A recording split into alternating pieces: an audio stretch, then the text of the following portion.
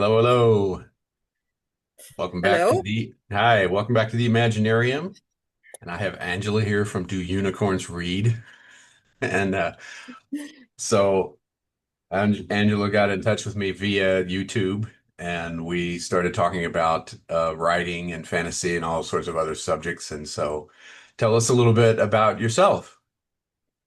Yeah, so my name is actually pronounced Angela. I know. Okay. Sorry about that. Don't worry. It's fine. There's only one person on the internet that pronounces my name right, so you're in good company. I'll have two.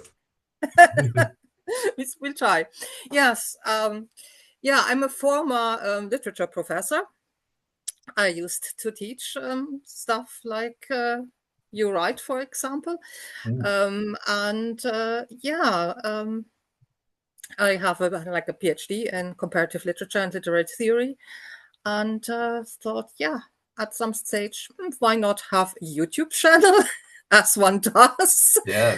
So I created the Unicorns Read to talk about fantasy books and things like that. Now I've left academia behind quite a while by now, and I'm a visual artist, so I paint. Okay. So that's my background. That's what I do. So you have obviously you have a lot of background in the arts and in literature, like literary criticism and things like that. Yeah, yeah, yeah. Okay. Yeah.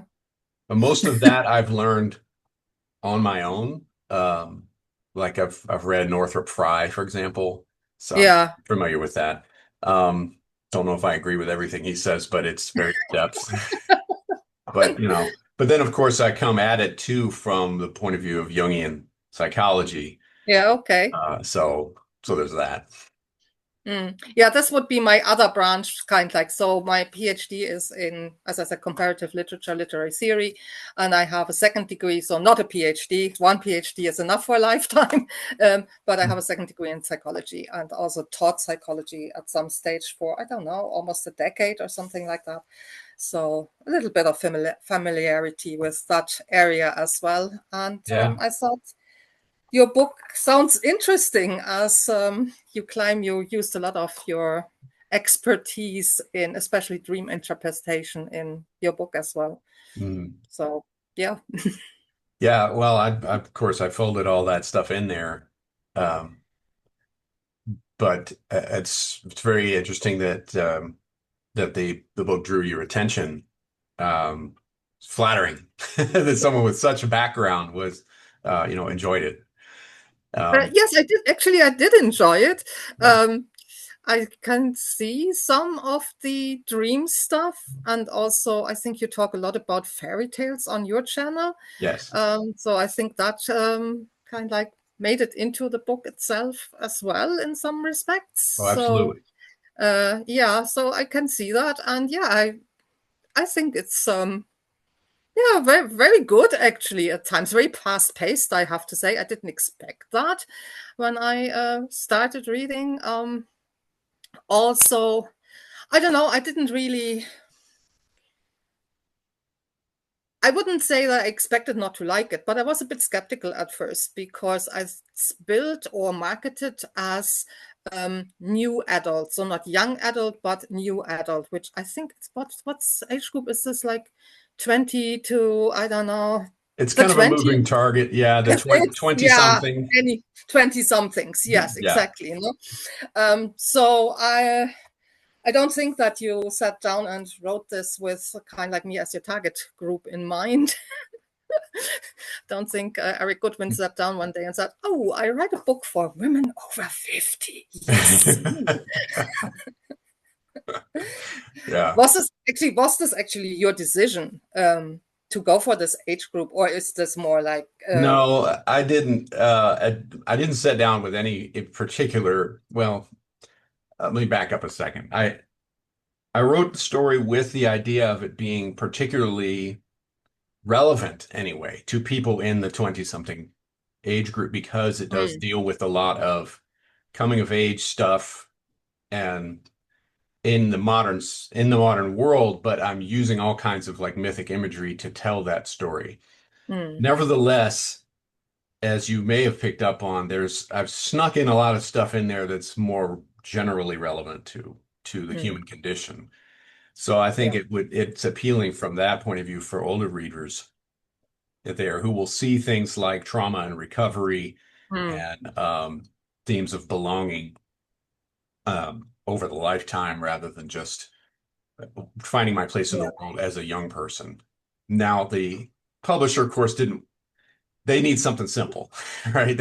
We need a category. What are we going to throw? So we'll put it in the Mm, YA category. And I wasn't opposed to that necessarily, but I was like, okay, I guess if you say so. mm, And I've had a lot of people come back and say, well, it's got something for both the young and not so young like us market. And so I'm okay with that. But I understand they yeah. needed to check a box. Yeah, to bracket it somehow and put it somewhere. Yeah, Yeah. yeah. But Liam, as the character, the kind of like main character, he was 24 right from the start, or was this like a publisher decision? Because I know from authors who had either younger characters that were more in the middle grade area that were told kind of like make them older so that they're more kind of like young adult, or other authors who had like more mature characters were told make them younger, no? So That is what happened. Originally, Liam and Mia both were a little bit older in their late mm, 20s, and they said, "Why yeah, don't you okay. roll that back a few years, and we'll Mm, call this an NA or a YA." yeah, And so, what would really surprised me was how much of a difference that made, actually, yeah, in things like the way they talk and the way they think. mm, And I thought it's only a few years, but it makes a difference. yeah, If you're paying close attention to it and writing, I'm like, well, I don't think 24-year-old Liam would say this, but 29-year-old might have. So yeah, yeah. I agree. Like, no, that can make a huge difference. But that said, I mean, at first, as I said, like, didn't think that a 20-year-old male main character would hold my attention that much, no? But he did in a way. Also, I think it's very good that he's paired up with a female character, yeah, no? So that we get kind of like a pairing there. Um, and I like Mia a lot, I have to say. So I really kind of like probably was more into Mia than Liam in the sure, end. sure. And, That's so yeah. and that's I've gotten that, like, because I just deliberately picked, and that was a choice I made very early on in this process, which was many, many years ago, actually. In the 90s was when I first started coming up with the idea for this story. The setting I even worked on before that, um, I was I was only 18 when I started working on the setting, and it Mm, was it was for like fantasy role-playing games like Dungeons and Dragons at first, and then it just sort of very quickly developed into, well, I want to write a story about this, not just set games in it. mm, Right. But very early on, I said I want to have a couple as the focus, yeah. a male and a female. And so that they evolved a lot over the years. But I really wanted to make sure, and you have to do twice the work there because you get two main characters and you want to make sure that they both come across Mm. as their own people and not, like, can I replace a female character with a sexy lamp, right? You don't want that. That test, right? All those tests about writing bad female characters. Don't want to do any of that stuff. No, you don't. You don't. I have to say, Mia is a very well-written female character. No? She has an interesting character arc. There is an interesting development going on as well. So yeah, I really like her as specifically as a female character. Yeah, So yeah. that's good. All Um, right. Thumbs up yeah, on that. that's yeah, exactly. No, brownie points straight Brownie away. points. Excellent. Yes. Yeah. So you said that you started writing this in your teens. When were you the first time aware that you are an author? That would probably be in grade school when I was Yeah. filling up those black and white composition notebooks with completely ludicrous Mm, stories nonstop. yeah. I just filled them up. So Yeah. now I didn't know that that meant I was going to try to be a published writer someday, but Mm, that came on years later when I thought, I'd really like to try to do that. And so I tried my hand at writing novels and they were absolutely horrible and unreadable, and that's how it goes, right? And Yeah, then I yeah. just spent many You have years. to learn somehow. You do, and Yeah. nobody just jumps out of there, being a stupendous author. But um, I had to have a day job, right? So I worked on being what I am now in Mm, psychiatry and everything else. And I absolutely love all that. But I've always had that in the back, on the back burner, mm. working on my craft, taking classes, reading a ton. Nowadays, you can watch tons and tons of writing advice videos on YouTube. Some of them are Yeah, great, some of them not so great, but yeah. Yeah, I think that people who become like authors or artists or musicians know very early on that yeah. that's the thing they're really interested in. Like, I mean, I think the first time I thought, yeah, this could be something I could see myself doing was when I might be 10 or 11 or something like that. No, then like looking at Picasso drawings more than his paintings and Hmm. totally fascinated by kind of like how he uses lines and stuff like that. I was like, I want that. I want to do that. I want to be Yeah. able to do that. No? And also not with kind of like, yeah, I want to sell this or anything like that. I mean, I had no concept what it really means to be a working artist and have that as your job, so to say. No? Right. And then also, of course, got sidetracked in people telling me, well, you better get a proper job. No, so yeah, no, but yeah, I think people know very, very early on. You also mentioned something interesting. You said that it was first meant more like a foil for a role-playing game. Hmm. And I discovered when I kind of like started reading the book that there is actually a tabletop game that's based on your book. Yes. Has this, how did that come about? Uh, so that came about, it grew out of the experience of playing Dungeons and Dragons and a couple of other types of games Mm, along those same lines. And where I had a lot of fun playing D&D, I kept coming back to the setting that I had developed, and I kept feeling as though the classes and the monsters and the all of that kind of stuff, mm, to me, it was more immersive if everything was integrated into the setting. Not unlike some role-playing games that are set in Middle Earth, for example, like the One mm, Ring and games like that. So I wanted to do that, and that started a long time ago too. And so anyone interested, they can just go to aarontier.com. I'm still working on getting that up and running more, but mm. you can get like a very basic rudimentary version of the game, and it's set in the same world as the Yeah, book. Yeah. yeah. I think you should market that a little bit more because there are lots of gaming fans who are also into fantasy literature, no? Yeah. Oh, And of there's course. lots, I was yeah. one of them. I still am. Yeah, exactly. No, there's lots of kind of very well-known fantasy. Like one is behind me, no, Melazen, that Yeah. famously has been gamed by the authors first before the books Hmm. came into being. No, so I mean, seems to be another kind of like interesting path into this whole thing. Hmm. Um, you said at first like some of the topics in your book are like about trauma, recovery, belonging, things like that. Hmm. So, how does this work for you when you write your book? Like, so let's say Dr. Erik Goodwyn, Yeah. internationally acclaimed psychiatrist, Hmm. published nonfiction author who's written in numerous books about trauma treatment and has, I don't know, decades of clinical experience in the area. So Hmm. when he sits down and becomes Erik Goodwyn author, Hmm. um, do the two talk to each other, or is it because I mean your book is not case notes, no? This is No. it's a very different beast. Yes. And also, yeah, I don't know. Did you, for example, consult other colleagues to see how they feel, how you like how certain disorders or conditions are presented in the book? Did you have sensitivity readers?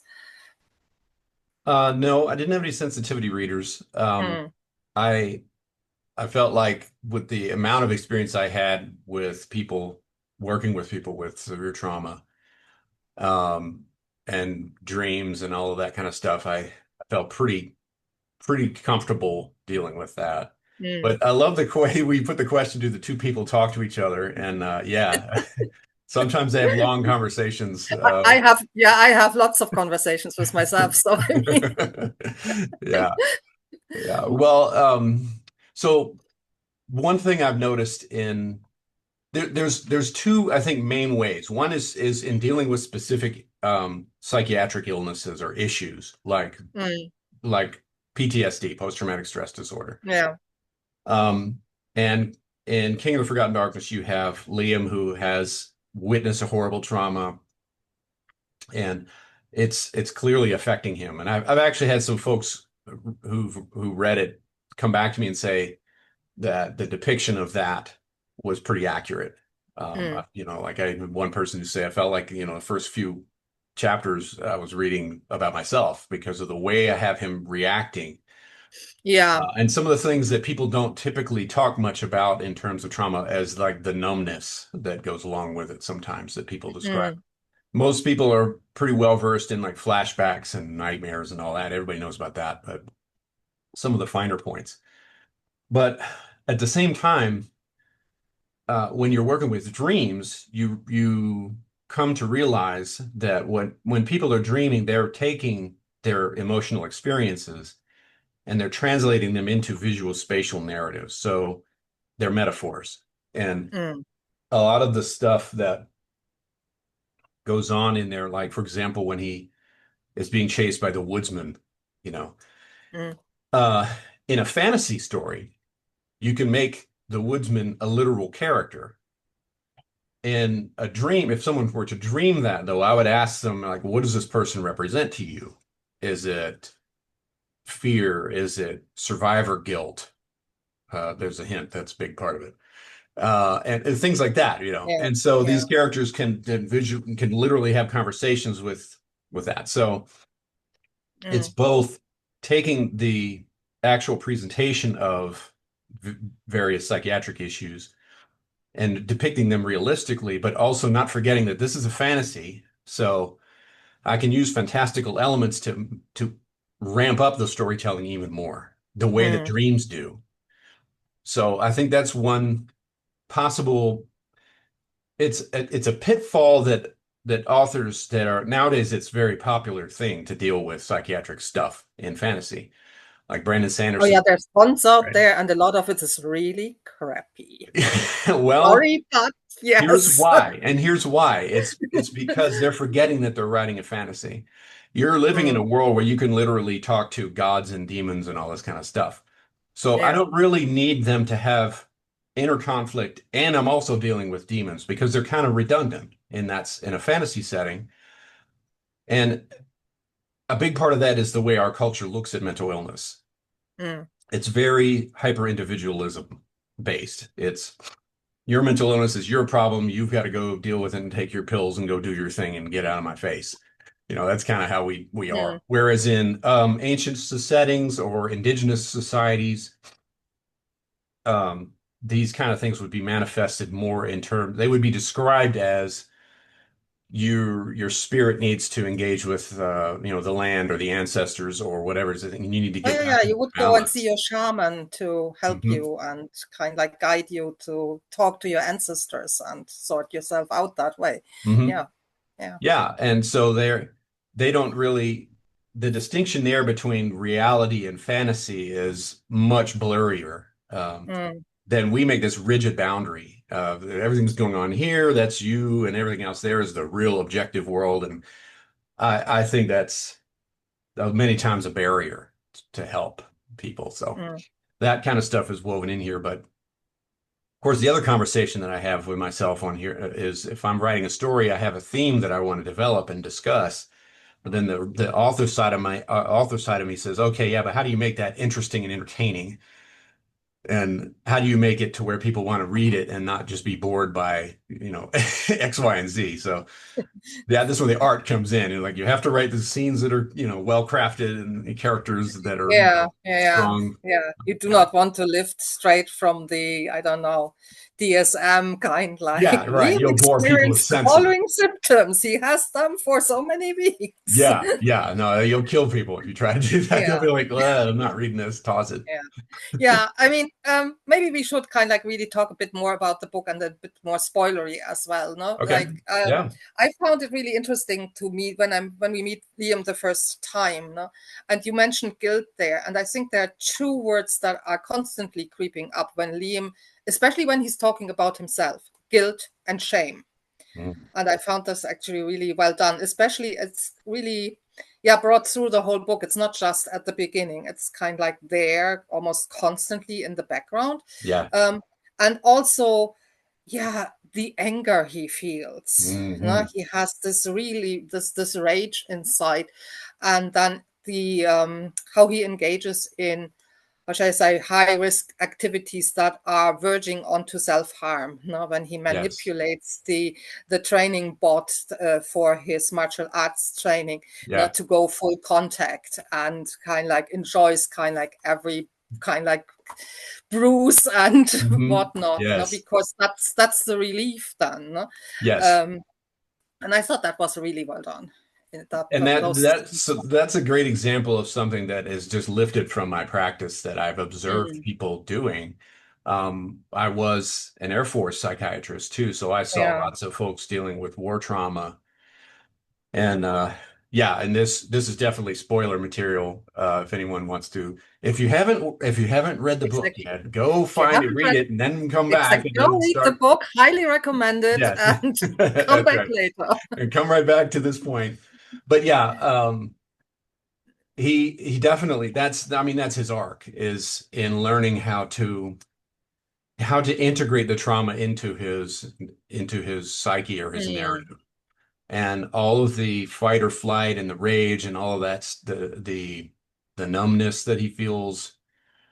And you do see it right in the first scene mm, is he's going up to the training bot. And I wanted a scene that opens up and displays what his issue is right away. And of course, then mm. he's also gets drunk later too.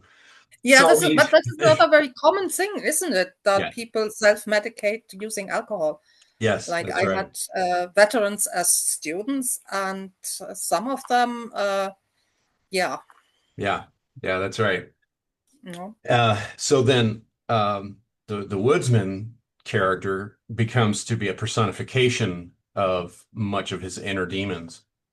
Mm, And so the conversation, especially early on, but throughout that he has with this character, the Unseelie King, is very much a reflection of Liam versus Liam, of the whole idea mm, of am I a worthy person? Can I, yeah. how do I deal with all these emotions that are threatening to eat me alive? And I I tried to make him complex without being morally gray, which is something that drives me bananas with the modern fantasy, where they want to make everybody these, nihilistic creeps and jerks, and like because I they have a think huge that's problem with compelling. that type of literature because, I mean, okay, this whole nihilism thing, no, there is Mhm. no meaning. Yeah. Um, I generate meaning kind of like 24/7 almost. No? So Yes. how can anybody say there is no meaning? There's Yeah. almost too much meaning sometimes even. No? So Yeah. I don't, and I mean, yeah, I have a few problems with the so-called grimdark end of the Yeah. fantasy genre, whatever that might mean. We won't Yeah. not Right. go into that. I think Yeah. it's something that can be done well, but you have to be careful, and it's not easy to do Mm, well. And um, I guess at the same time, you could say that you could make characters that are overly simple and overly all that, and that can be done poorly as well. But um, I try to avoid the extremes and yet try to make something rich.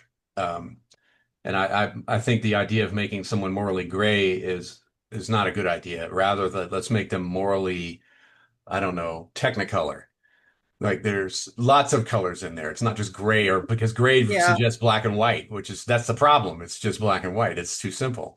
It's not even black and white, it's black and white mixed It's just together. So a you cannot smear of, distinguish exactly. You can't distinguish anything anymore. Like yeah, so, it's just yeah, a smear of goo, right? That's not interesting at exactly. all. Yeah, yeah. And plus, those characters are really hard to root for. It's color mixing gone awfully wrong. Yeah, yeah, Yeah. Yeah, one of the things that really kind of like surprised me very positively was how well the inner world of the characters is actually rendered. No? The novel is very fast paced, Yes. and we have those two worlds. Like we have mid-world. I always want to say Midgard, but mid-world, Yes. um, which is more Inspired like, by the term Midgard. Yes, obviously. yeah, which is like a, yeah, utopia more than a sci-fi or fantasy, It is. where all problems of humankind have been solved. There is Yeah. no pain anymore. There Hmm. is everything is wonderful. Everybody has work. Everybody has housing. Everything is Hmm. just fine. You even can buy Irish whiskey. Yay! Yay. So Exactly. what more does one want? No. Um, but it also, I think, feels really a little bit boring. No, Hmm. utopias normally kind of like they're not great reading. They're a little bit on the boring side, most of them anyway. And then we have the other world, which is this more medievalized Hmm. fantasy world, which is more kind of like, yeah, how should I say, the narrative techniques are also more like dream or fairy tale Yes. techniques that are used in that part of the novel. Um, and it's also, I don't know, somebody pilfered a lot from Irish culture there. Yes. For that particular corner of Errantier, yes. I did. I did. I drew a lot of inspiration from Irish and Celtic, sources. And I've been to Yeah. Ireland many times, and Yeah, okay. it's such a beautiful place. But and As I'm sitting in Dublin, so yes, I can say yes, it yeah, is. there you go. It's great. There you go. Yeah. When you kind of like set up this world, Errantier, Hmm. did it occur to you at any stage that it might veer into something like cultural appropriation, or was that at all on That's your a mind? yeah. I mean, that's always the risk. Mm, Is this inspiration or appropriation? Is this yeah, appreciation or is this yeah. appropriation? So and the biggest challenge that I had um, was less so the Irish and more the Native American because Mia is Native American, Mm, right?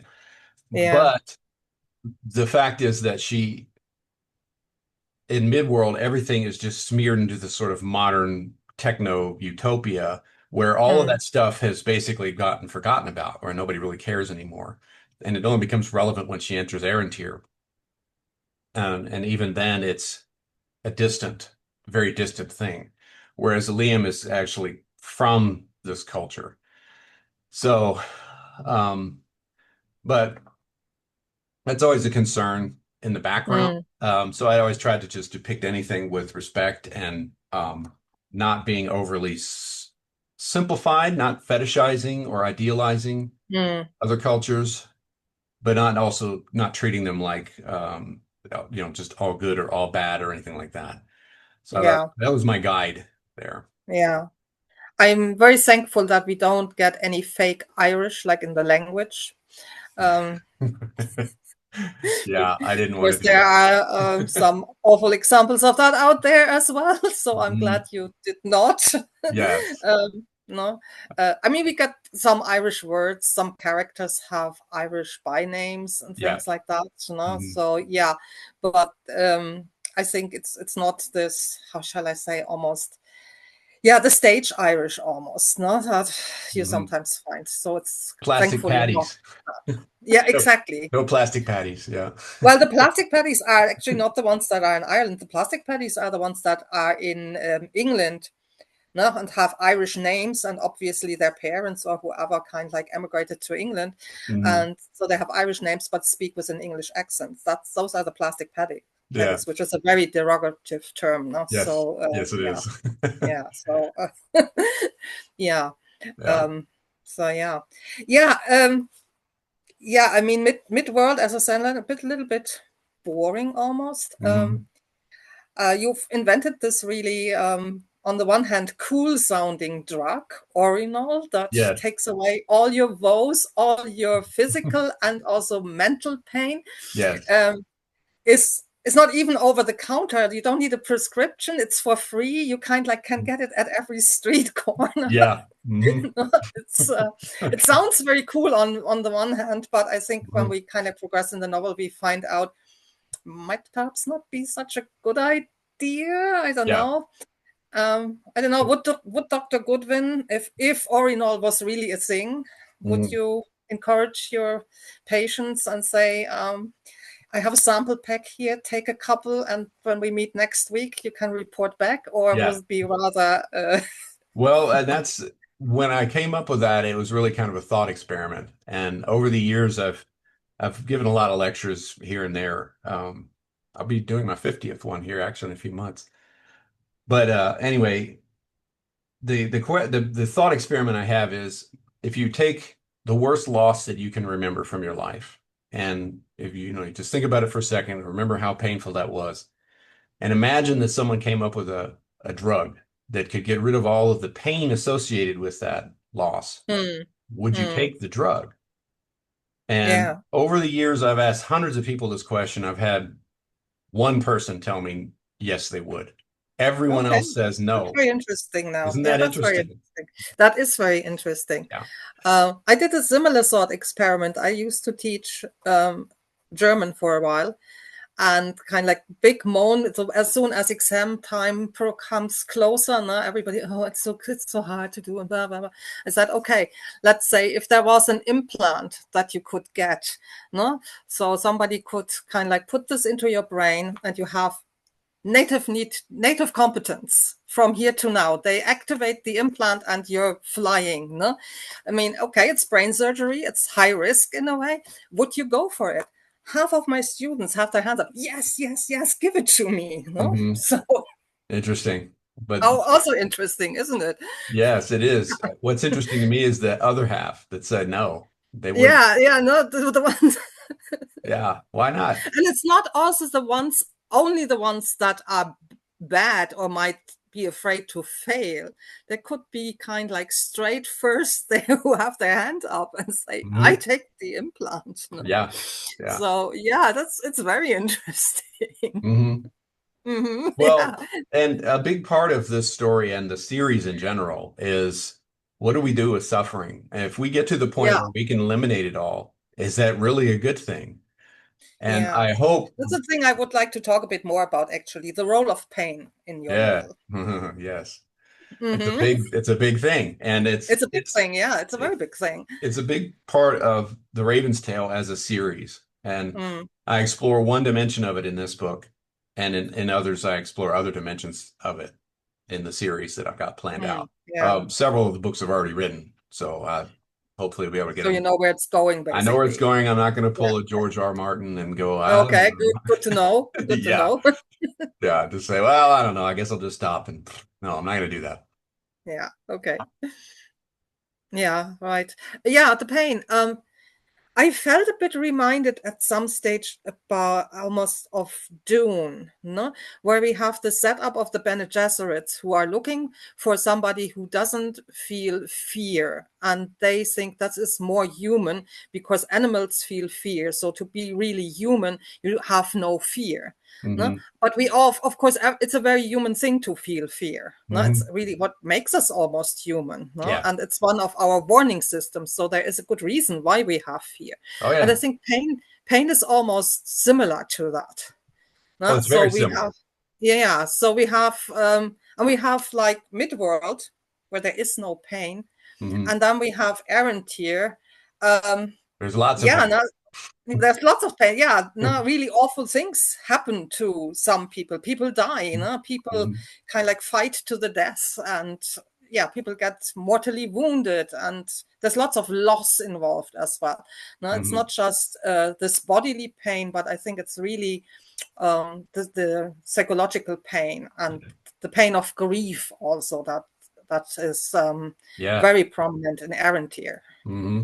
And shame and guilt and all those things that you Yeah, mentioned as well. They're all wrapped yeah, up in there yeah. very much. So what was the question that you had about that? Yeah, oh, yeah. The question is kind of like, were you thinking on similar lines? Was June even in your mind when you were kind of like setting this up this way, or? Well, yes and no. I mean, I do love Dune. I did. Mm, I made it through God Emperor. I couldn't get through Heretics of Dune. Maybe I'll go back to it someday, but um he kind of lost. It seemed like I felt like he kind of lost the plot there, but there's still tons and tons of meat and potatoes to chew on in mm, that series. However, I think the idea that humans don't feel fear or we need to figure out some way to get rid of fear is a ludicrous idea yeah, yeah, because we already know what happens when people don't have fear. There are certain people who have neurological disorders that essentially can't feel yeah. fear. And what happens to these people is that they get taken advantage of all the time. Not only would they engage in risky behavior because they have zero fear, but that fear translates into social fear too, and they trust everyone completely. I guess it's a nice way to experience life because you're never afraid of anything and it feels like everything's wonderful. But there's a big downside Mm, in the sense that you get taken advantage of, people steal from them and do all kinds of stuff. And in a way, you also see a similar experience in people who are like very heavy marijuana users because it kind of does the same thing. It just dampens down all the stress mm, to the point where people take advantage of them and they basically just kind of waste away and they don't mature and all that. So it makes you wonder, like, okay, so biology in its, ancient evolutionary wisdom has realized that uh, we have to have some process where we can learn from bad stuff happening, or else we're not going to survive. So mm, the pain and fear and all of those negative emotions, they're there to protect us. Now they can be excessive, sure. And that's where, we come in. We can help people who experience too much fear that's not really protective. It's just non-functionally and torturing them. Okay, sure, we treat that. But to get rid of it entirely, that's a different animal completely. mm. And that's what Orinal does. It just gets rid of Yeah, all stress. And there's an early scene where Liam has the opportunity to take some, and he's like, I've been taking this stuff for years. I'm sick of this crap. I'm not yeah. doing it anymore. Okay, we're back. We're back. Yes. um, So I was talking about pain and the way that it's encountered often in the novel is kind of posing a similar kind of question to my thought experiment. And is mm, it possible to that there's something valuable that can be gained from it? And if so, how does that work? And I didn't want to offer any super simple and pat canned solutions that you often hear in mm, popular media, but rather tell the story through the imagery itself.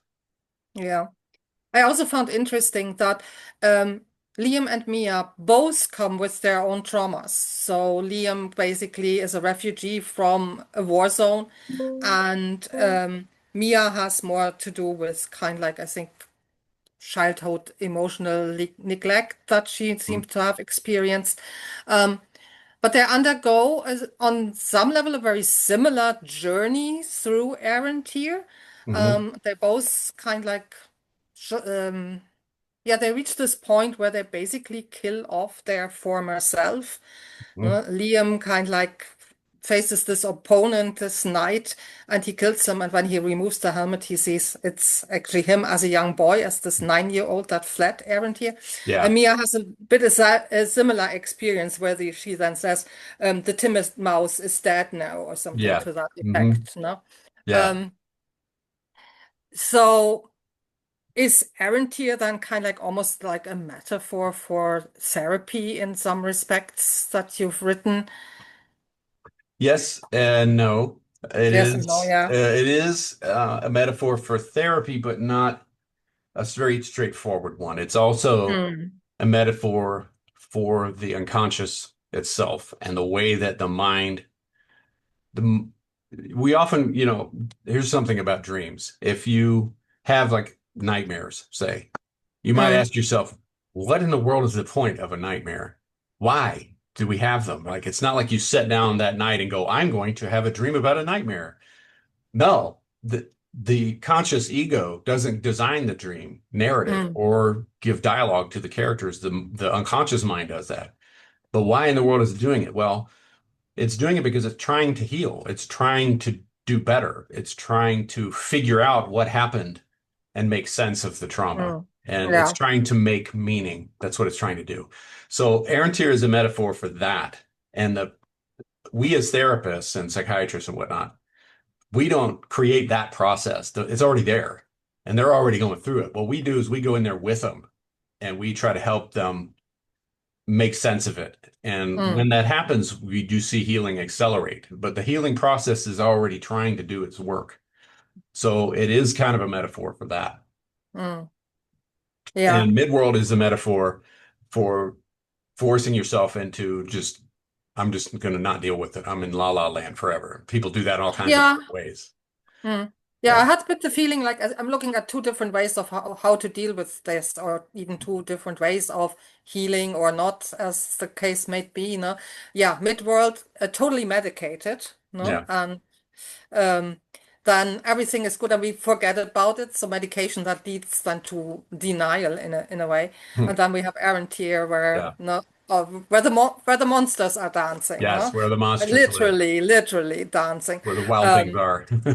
yeah, exactly. Yeah, yeah. Yeah.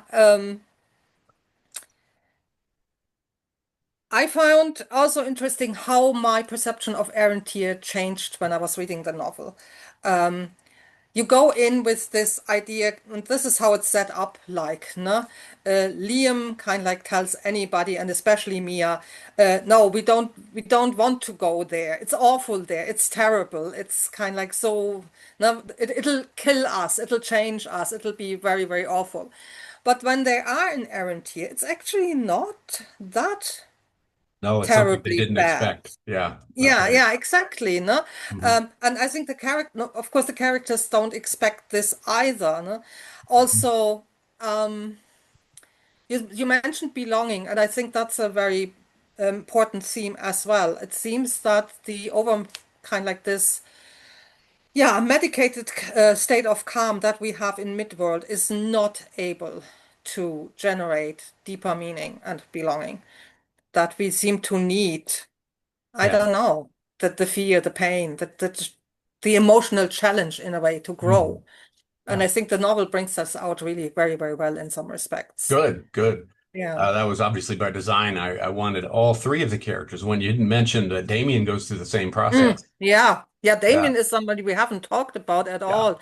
Yeah, he is definitely very interesting, no? yeah. Um, He of course, just like the other two characters, think that going there is a complete mistake. And yet, once he gets there and he has a chance to go back home, he doesn't. He stays. yeah, they all have the chance to go back home, but they all stay. Yeah. And I also like that it's left open if this is necessarily a good or a bad thing. Yes, I'm No? glad you picked that up. A lot of people miss Yeah, that. They look at, especially for Mia, no? Mia goes full in, no? uh-huh. Like Yes. Mia, what's this you use at the start when you describe her? The fluffy cupcake. The fluffy cupcake, no, turns full on sorceress, no, Yeah. with war paint and everything, Yeah. and riding in on a gigantic falcon, and she Mhm. is 110% there, no? And she Yeah. doesn't want to go back anymore. And also how she starts enjoying this power kick that this gives Mhm. her, this empowerment. No? Yeah. She knows it's not necessarily without problems and not necessarily only good, but she also says, I like this. I Yeah. really, really like this. Well, No? and that's another thing I wanted to give as far as the nuance of the story goes. It's Oh, not a straightforward Aaron tier good, midworld bad. yeah, exactly. Yeah. It's much more complex than that. And that's exactly how the mind is too. And that's the allure of like ego inflated defenses, for example, to use technical jargon. But um and the reason that Damien chooses to stay there is not a good one, really. Oh no, no, no. No. He already starts out as this power hungry jerk and Hmm. kind like I can gets even, the offer of more power. Yes, give yeah, it give me to me. that. No? Yeah, Sure. exactly. Something that's not possible in Midworld, even though he hates Aaron Tier, he thinks, but the power might be worth it, you know. Yeah, yeah, yeah. The power might be worth the pain and the grief and Mhm. the everything. Yeah, Yeah, and yeah. you're really I explore a lot of this stuff that I set up in this one a lot more in the subsequent books because like as the way you put it in Midworld, like everything is just kind of la la land Mm, and nobody's really dealing with belonging and all of this kind of stuff. And that gets cranked up to its logical conclusion in the subsequent books as well. And you'll see just how bad it really gets. It starts off mm. bad and it gets a whole lot worse. Um, but yeah, I'm glad you were able to see that because I've had a few people who read it and think that the ending is one, you know, it's just 100% triumphant and yay. Well, the ending is fairy tale, no? It's Kind of like we classic, get of the course. we get the new king, we get the new knights, we get the wedding. We no, it's Hmm. really kind of like, and they lived happily ever after, and no, they And don't. at the No? very end, it's like, or do they? Yeah, or do they? Also, I think you said you don't want to do morally gray, and would agree. Liam isn't morally gray, Hmm. but I have sometimes the feeling that I thought, well, even if he gets to grips with his trauma, there Hmm. is a part of Liam that's just a jerk. And I had moments where I was kind of like thinking, Mia, run the other way. No, no matter what this guy works out for himself, just run. Yes. Yep. And that's how it works. That's real life. Yeah, of course. Yeah. Yeah, yeah, yeah. I'm Mhm. not saying that's a bad thing. I actually think No. that's the good thing. I think that actually makes the characters very multidimensional, very interesting. Yeah. No, like, yeah. Well, there's a As I point. said, their inner world is really, really well done. Yeah. I'm glad I was able to translate my experience of exploring that in great depth with Mm. people onto the page. Now, That's I not mean, always if you super want to easy to marry do. power-hungry Mia is also a different question, no? Like, Uh-huh. Yeah. she seems to really turn into a piece of work. Yeah. And at the Yeah. very end, Yeah. both of them have a very similar situation where they have their enemies basically on a platter in front of them. Yeah, And one and chooses to spare them, and the other one says, the "No, other one screw goes you, for the you're toast." kill. Yeah. Yeah. Yeah. So, and I again, I'm not trying to make a moral judgment about that necessarily obvious. It's there, but it isn't overstated. I try not to be on the nose about it. Well, even But if we say kind of like sparing your adversary, sparing your enemy, and showing compassion, that of course has other problems again. No, it does.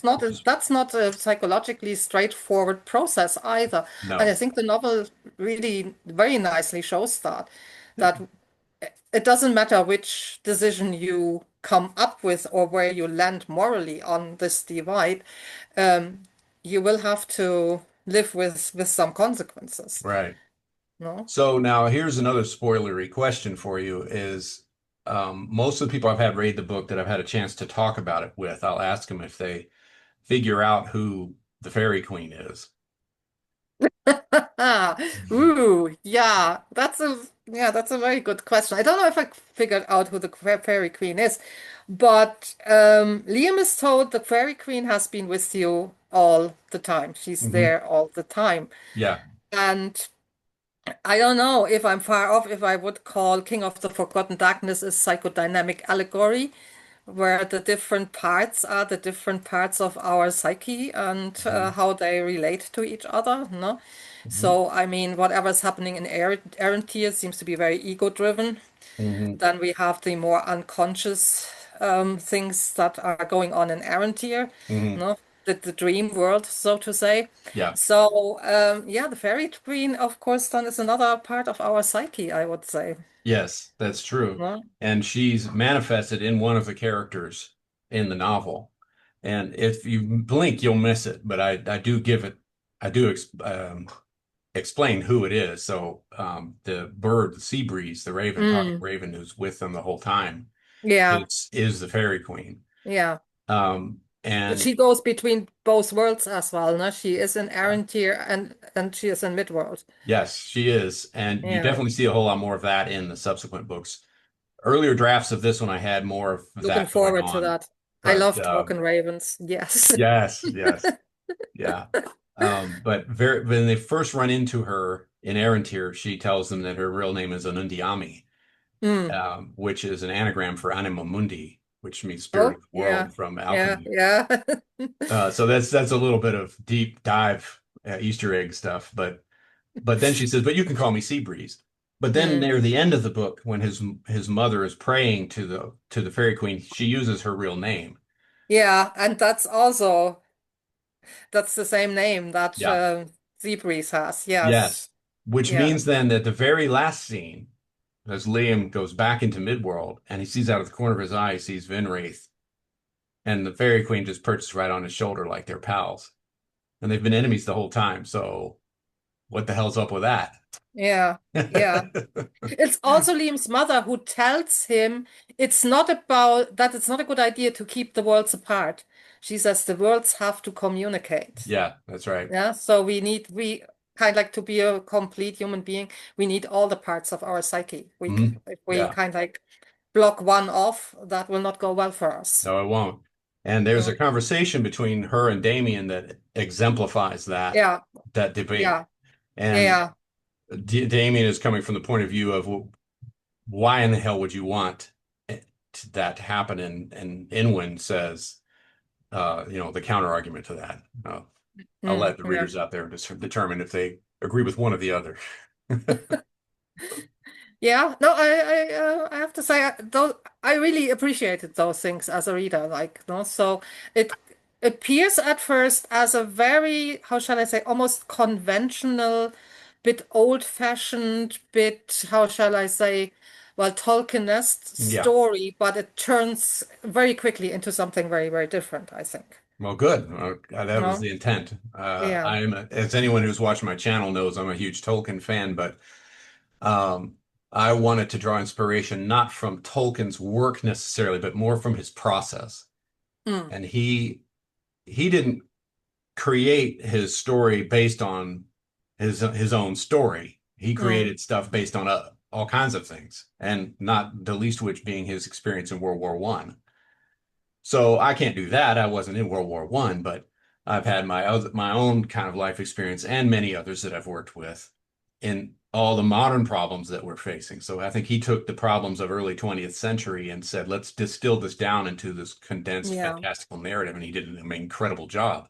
Yeah. Well, there's no reason to try to reproduce that, but I can reproduce No, the of course process not. And I involved. mean, we don't need another Tolkien. We have had We already one have one. Tolkien. Now, yeah, we need He's more Tolkien-y than anybody could be. exactly. Yeah, so no, we don't need that. We need Eric Goodwins and Yeah. all the other wonderful new authors that are out there. No, so Mhm. yeah, Yeah. yeah, And yeah. I think too many fantasy writers, more in this maybe 90s, I think, and 80s, were just trying to reproduce what he was doing rather than do what he was doing, which Mm, is take something real and something very powerful and meaningful and turning it into this fantastical narrative.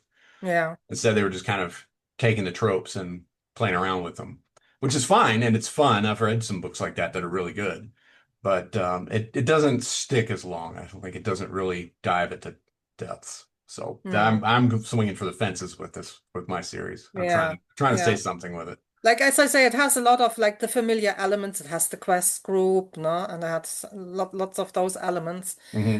I also appreciated that the quest group, like his inner circle, no, is more female than male. It is. No, Yes, we it is. have kind of like we have Seabreeze who is female. We have Maple, Yes. the fairy gnome creature who Yes. is female as well. And we have Mia, of course. No, Yeah. um, so yeah, Yeah, that's true. yeah. And that was also intentional as well, because when I'm telling mostly the story from the point of view of a masculine character who Mm. he's very straightforwardly a guy. He's strong, No he's interested in fighting, mistaking, no no, mistaking there. There's no ambiguity there. And not that there's anything no. wrong with ambiguity, that's fine, Oh no, of course, no, no, but of that's course what not. he But is. And so he gains so much by taking those other perspectives seriously and not ignoring them. And I mean, sometimes he does, because like you say, sometimes he's a jerk.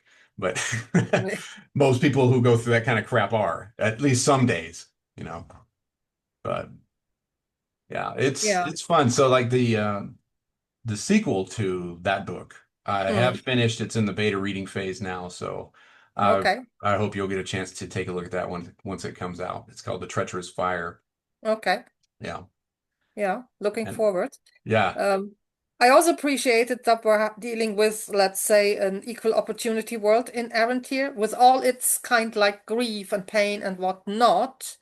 Women seem to have more or less the same options, at least, as men Hmm. have. Hmm. That's I found that refreshing. I Hmm. found also refreshing that you're able to depict, how shall I say, a really violent world without resorting to SA scenes. Yes. Yes. Like, I think that the only way to deal with that I could handle would be to describe it things happening only in the aftermath. Like I'm never going to write a scene where something like that happens yeah, in yeah, scene. I yeah, just you do the kind of work I do long enough, and you hear these horrendous stories, and it's like I don't want to turn that into something entertaining. no, It's not no. entertaining to There's me. something that's really off Ugh. about that in a, yeah, yeah, Not, and then yeah. to say, well, yeah, but it happens. Okay, but that doesn't mean I have to write a scene about Exactly. No, not everything has to kind like mind for literature or whatever. So No. yeah. So I found that yeah, as I said, really a plus of the book. Mhm. Um, and even kind like this little scene between Liam and Mia when she gets injured and he does not just grab her arm to look what's wrong, but kind like basically asks her if it's okay if he touches her. I think Mhm. that was it's little things like that that are woven into the story that Mhm. I think make it kind of like so much richer in some respects. Yeah. Well, and I didn't do that in order to be political necessarily, but I wanted to make sure that the reader was aware of the fact that I was aware of a potential issue there.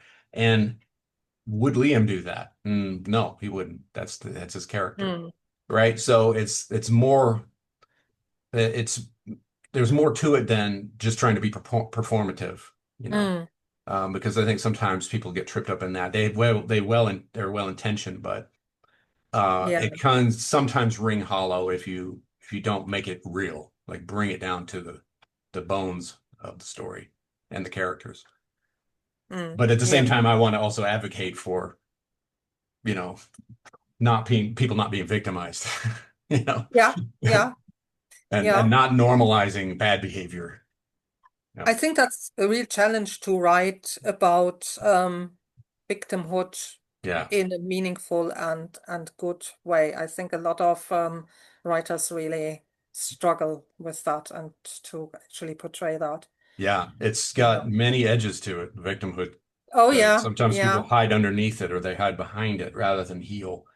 And it's Mm, hard to discuss that without getting people's hackles up, understandably, because being victimized is not cool, it's not fair, and it's not, makes people justifiably angry. mm. Maybe as a last question to wrap it up a little bit, Yeah. perhaps. You mentioned that you were more interested in Tolkien's process than in kind of like actually writing like a Tolkien novel. Hmm. Um, so how does Eric Goodwyn write? Like desk, coffee shop, out in nature, hugging a tree, and then scribbling underneath it, How did you or figure that out? Wow, it's exactly what I do. No, okay, that answers that question. so much for that. No, I Damn, and start. I thought I was so clever. No, I start with theme. I start with what Yeah, is okay. something that is meaningful to me that I think Mm, more needs to be said about. yeah, yeah. And I ask myself, like, how do I do that in a way that's true to the process of fiction writing? And I think that the medium of fiction writing and other mediums of artwork is to show something as it really is, but not as it really is.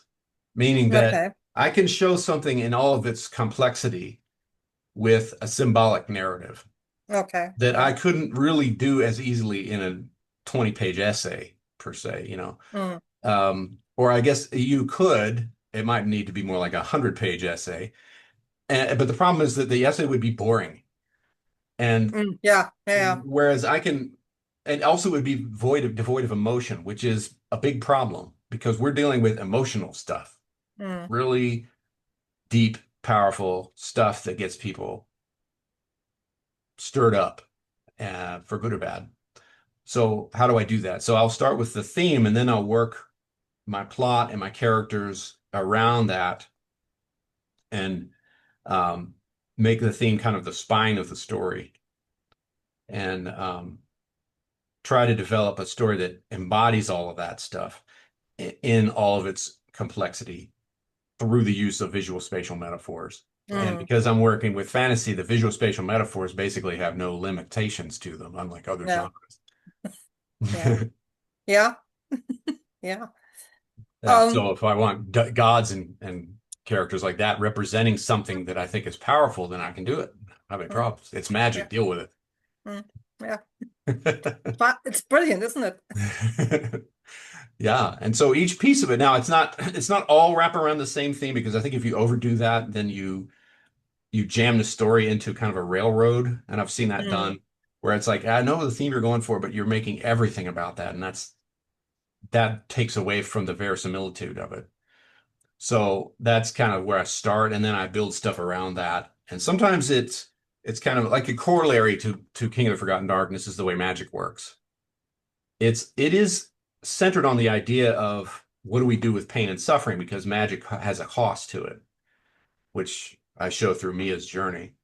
But mm, at the same time, it's also itself a metaphor for the creative process and how if remember, she starts off as someone who is obsessively artistic from the yeah, very beginning. Just she's like me. She's an just artist. She's a like painter. exactly, just like Yeah. those of us that are in the creative arts that So we if I can't. go to Aaron tier, I will be power sorceress. Yes, you Yes. would. And it's like you can't help it or you can't stop. You can't No, no, not. you don't get a choice. But then the creative process doesn't give you a choice either sometimes. No, it's No, just, no. yeah, can override a lot of things and Hmm. not always be positive either. No, so yeah, Hmm. yeah, So yeah. yeah. Um, Well, I guess we should probably wrap it up there. I think so too. Yeah, I mean, we covered a lot of We ground. did. I mean, We so did. yeah. Thank you for letting me kind like bother you with some questions and Yeah. spilling some tea about your book. Well, Um, great. It was a yeah, great conversation. I really appreciate your questions. thank you. Was a pleasure. Okay. All right. See Okay, you all, bye. folks. Bye. Bye bye.